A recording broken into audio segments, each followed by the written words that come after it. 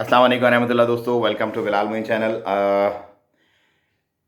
500 million doses vaccine के जो हैं वो पहला जो क्वार्टर होगा, मतलब 1 जनवरी से लेके 30 मार्च तक का, उसमें मार्केट हो जाएंगे 500 मिलियन।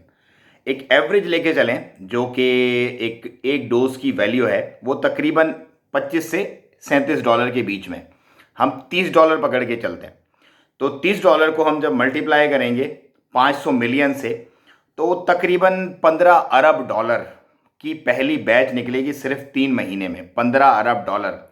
अगर आप उसको पाकिस्तानी रुपये में कन्वर्ट करते हैं तो वो तकरीबन 240 खरब रुपए के करीब बनते हैं। और इसी तरह अगर इंडियन में करेंगे तो वो भी तकरीबन कुछ उसका समझ लो आप पौना कर लो तो उस हिसाब से बनेंगे। तो 240 खरब रुपए की पहली बैच निकलेगी सिर्फ 3 महीने में डोजेस की। और इसके बाद ये सिलसिला चलता रहेगा।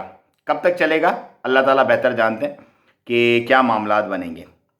अब बात शुरू हुई वैक्सीन की तो कारोबार मुस्तहकम हो गए, मार्केट स्टेबल हो गई। पूरी दुनिया की स्टॉक मार्केट्स जो हैं वो बहुत अच्छा प्रोग्रेस कर रही हैं। जितने भी मसले थे, अब देखा होगा आपने, पार्क वगैरह खुल गए, सब कुछ मतलब नॉर्मल रूटीन स्टार्ट हो गई, क्योंकि एक होप बन गई है कि वैक्सीन आ रही है। अब जैसे कोरोना की हाइप थी, अब ऐसे वैक्सीन की हाइप चल रही है। इस वक्त मीडिया में हर जगह पे आप देखेंगे वैक्सीन वैक्सीन वैक्सीन चल रही है। अब वैक्सीन के आने के बाद के जो प्रोसीजर्स हैं, जो रिजल्ट्स हैं उसके क्या होंगे, वो तो जब लगेगी लोगों को तभी मालूम चलेगा, क्योंकि ट्रायल बेसिस पे भी हुआ और ट्रायल का कोई एज सच मतलब कोई इशू आया नहीं है। लेकिन जब एक्चुअली लोगों को होना शुरू होगी इसकी वैक्सीन तो फिर पता चलेगा। क्योंकि आज तक देखें बहुत सारी ऐसी बीमारियां हैं जिनको कई 100 साल हो गए हैं। नॉर्मल हमारा जो फ्लू है, नॉर्मल फ्लू, आज तक उसकी कोई वैक्सीन या उसकी कोई दवाई दरियाफ्त नहीं हुई, क्योंकि वो खुद ही 4 से 5 दिन में, 6 दिन में, डिपेंड करता है हर बंदे की अपनी हेल्थ के ऊपर, वो सही हो जाता है। इसी तरह कफ वगैरह जो है, जिस तरह के कुछ मतलब एड्स है, उसकी भी वैक्सीन आज तक नहीं आई। अब ये एक वायरस आया, पूरी दुनिया जैम हुई और इसकी vaccine with in 1 year time, मतलब लास्ट ईयर दिसंबर में ये मामला उठा था चीन से, और इस साल दिसंबर में इसकी वैक्सीन आ जाएगी।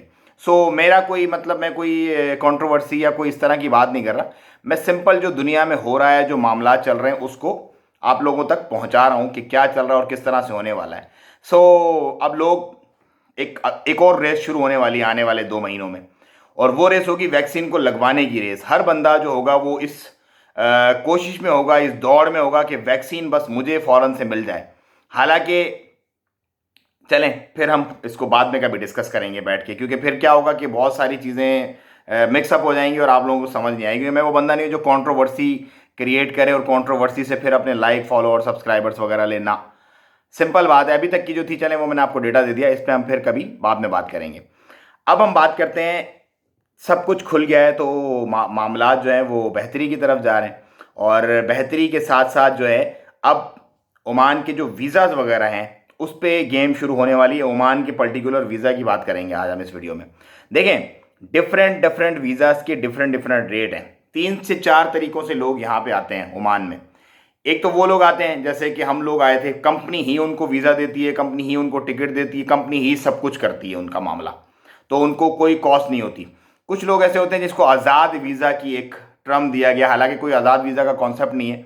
वो वीज़ा लाजमी किसी शिरके का ही होता है और वो उसको इंडिविजुअल छोड़ देते हैं कोई पेपर शेपर दे के, जो कि दूसरे के पास काम करते हैं। अगर प्रॉपर डॉक्यूमेंटेशन से करते हैं तो ठीक है, वरना वो इलीगल होता है। तो दूसरा ये होता है, और तीसरा होता है इन्वेस्टर वाला। तो ये जो दूसरी कैटेगरी है, इस कैटेगरी में अब बहुत झेल झोल स्टार्ट हो गई है। रेट्स बहुत हाई हो गए हैं क्योंकि हाइप क्रिएट हो गई, वीज़ाज बंद पड़े थे काफ़ी टाइम से। अब डिमांड जो है वो काफ़ी और सप्लाई कम है। सो आपने देख के छानबीन करके लेना है वीज़ा, जिससे भी आप लें। ऐसा ना आपके साथ हैंड हो जाए और फिर आप परेशान हो जाएं।